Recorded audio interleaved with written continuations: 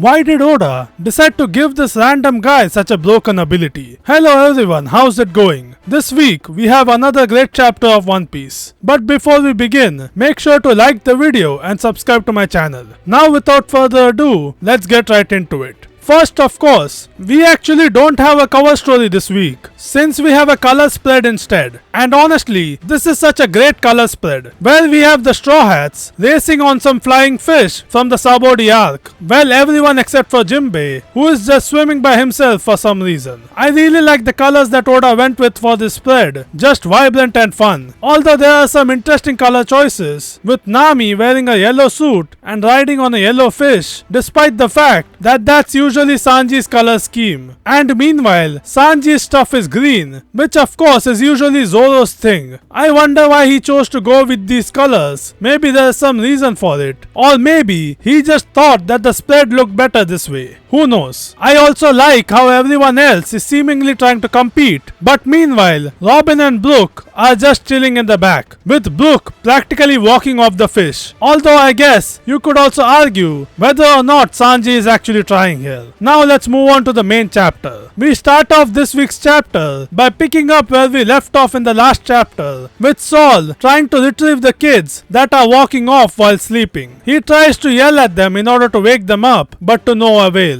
He also wonders about the arrow next to the kids, and with this, we also find out that apparently the arrows made using Gunko's powers look like they are made from cloth to other people. Robin tells Saul to be careful and reminds him of Mr. Wolf's warning from the last chapter to not touch the children. Saul tells her that he remembers the warning, but he decides to try grabbing them anyway, since it is dangerous to just let them keep walking away. But when he tries to grab one of the kids, it turns out that there are some invisible thorns around them, and they stab into his hand. It looks like none of them are able to see the thorns, even as they stab Saul, and that leaves all three of them confused as to what happened. We then cut over to the Walrus School, where we see Miss Ange making an announcement to other parts of Elbaf in order to let them know about the current situation at the school. We also see that she is apparently using a special Denden Mushi called a transponder pill bug that can only be used in Elbaf. We get the reaction to the current situation of the giants and the Straw Hats that are still back at the feast, although most of them are way too drunk to react to the situation properly. Here we also find out that apparently Ilva, the girl that's walking at the very front of the group of sleepwalking children, and who was also the one that told Miss Ange that she will probably have nightmares about the things that they were talking about in class during the last chapter, is actually Chief Yarul's great-great-granddaughter. Which begs the question, did the God's Knights pick her as one of the children to kidnap knowing that fact? Or is it just a coincidence? Although based on how nonchalant the knights seem to be later on in the chapter about the safety of the kids, it doesn't seem like they know or even care about the identity of any of the children. After that, we see that apparently Elbaf has their own version of the fire brigade called the Firefighting Swar, who show up to combat the fire in the forest, which started as a result of Loki's lightning strike from the last chapter. But when they try to get close to the forest, a giant skeleton warrior, which was one of the monsters we saw in the last chapter, shows up and swats them out of the sky, making them fall to the ground. The giants at the feast are extremely shocked by this development. After that, we cut over to the God's Knights, who are now having a feast of their own, with Summers laughing at Saul's reaction after touching the thorns surrounding the kids. He starts yapping about love and passion and stuff like that, although neither Gunko or Killingham seem particularly interested in his waffling, and just continue eating while ignoring him. Meanwhile, Summers continues yapping about how it would be even more hilarious if the parents of the children showed up and tried to hug them, only to be ripped apart by the thorns, and how the kids would cry if they find out what happened to their parents. Here we also get a confirmation that the thorns are a result of Summers' powers, and that he ate the thorn fruit, making him a thorn man. Summers is then taken aback by how little Gunko cares about what he is talking about. Killingham ignores him and asks Gunko about the route she is using to guide the sleepwalking kids. She explains that she is taking a route that would lead the kids to to the sea clouds she saw earlier next to the village. Soma starts yapping again, but Killingham interrupts him, saying that they need more salt. Soma starts thinking about salt, and at that moment, Killingham uses his powers to make Summers fall asleep and takes out the salt from his dreams. At this point, we get a confirmation that Killingham does in fact have the mythical zone, Kirin fruit, and that he is a dream manifesting man. Also, am I the only one who thinks that the difference in their powers is hilarious? Killingham gets a completely overpowered mythical zone, meanwhile all Summers gets is some thorns. Bro's powers are only marginally better than Miss Doublefinger from the Alabasta arc. After getting violated by Killingham, Summers asks him about his abilities, calling the creatures he summoned in the last chapter as sleeptids. Killingham explains that he can use his abilities multiple times simultaneously. He then explains their getaway plans, saying that they should be able to use the painters to create their own rainbows and return to the Holy Land that way. Meanwhile, we get a pretty cute panel of Gunko enjoying her food. Summers is disappointed by how easy their game turned out to be, after which Gunko asks Killingham if the food is 0 calories, and Killingham responds that the meal is actually entirely made of dreams, so of course it's 0 calories. After that, Gunko tells Summers not to let his guard down because she saw a certain ship anchored at the village earlier, and informs him that the Emperor of the Sea, Straw Hat Luffy, is on Elbaf. At this point, they also note that the sleepwalking kids appear to be heading straight towards the fire in the forest, and that the fire spread faster than they anticipated. But it doesn't really matter, since if the kids end up dying, they can just have the next batch come over. After that, we cut over to the underworld, where we see that Loki and Hirudin are arguing. Loki tells Hirudin to try and stop him, but there's no way he would be able to do so, since none of the people there can even lift Ragnir. So I guess that confirms my theory for why they left Ragnir right next to where Loki was tied up.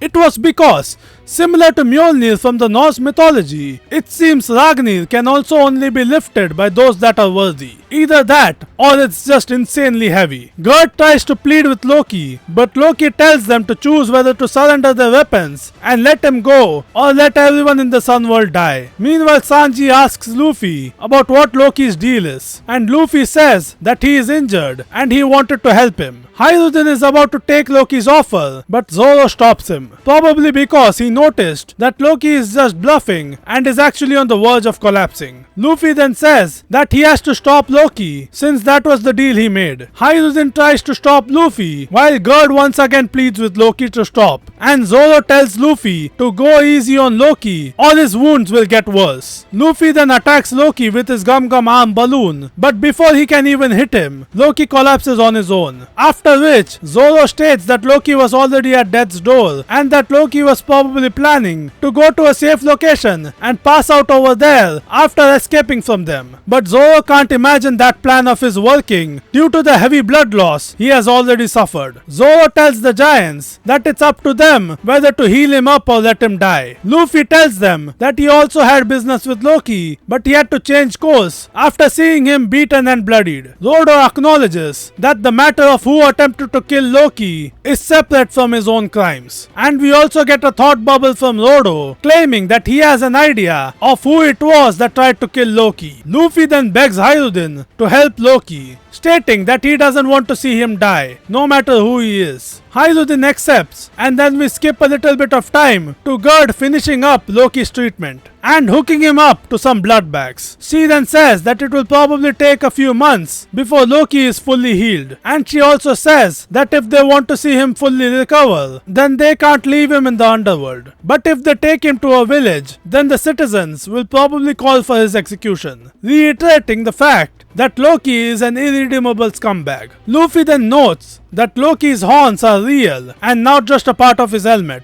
and one of the giants confirms to him that it's a holdover of his ancient giant blood, just like his father Harold. We then get a mini flashback of Hirudin recalling his childhood to a time when their father told Loki and Hirudin that he loves them both and that he wants the both of them to work together and support Elbaf after he is gone. We then get a scene of Loki beating up Hirudin and pointing out that he is a bastard and not a legitimate son of their father, even going so far as to insult his mother's blood, calling it filthy. It's also interesting to note that even as a kid, Loki's eyes are still covered by bandages. So I am really curious why that is. Is he just blind? Or is there some scar or injury that he is covering up? Or maybe he has secret powers that only manifest when he opens his eyes. Okay, enough of that. Let's get back on topic. After the flashback, and remembering how Loki used to treat him, Eiichirooda picks up his axe and tries to attack Loki while he is unconscious, but Rodo and Stanson stop him. Eiichirooda then states that he will never forgive Loki for what he did because he insulted his mother and killed their father. Loki tells him to kill him if he wants to and calls him a sad little berserker. He then tells him that instead of indulging in his petty personal drama, he should take a look at the woods around them. After which, he implies that the common belief that he killed their father in cold blood is false. Eiichirooda is taken aback by his statement, and that's how the chapter ends. All in all, this was a great chapter of One Piece, where we got some confirmations about the powers of the gods' knights. We also got some insight into the relationship between Loki and Eiichirooda, as well as finally getting some hints that, as a lot of readers have probably already assumed, Loki is not as evil as he is made out to be, and that the facts around him killing his father the king are different from the common belief. I am going to hold on to my theory that Harold was most likely a traitor, who was planning on making Elbaf a member of the world government, and Loki found out about it and tried to stop him, since that would go against everything Elbaf has stood for since ancient times, and somehow that led to Harold dying. And apparently, based on what Loki said in this chapter, there is some clue in the woods surrounding them as to the truth of the matter. I personally can't wait to see where the story is going to go from here, so I will see you when the next chapter comes out. Once again, make sure to like the video and subscribe. Bye bye.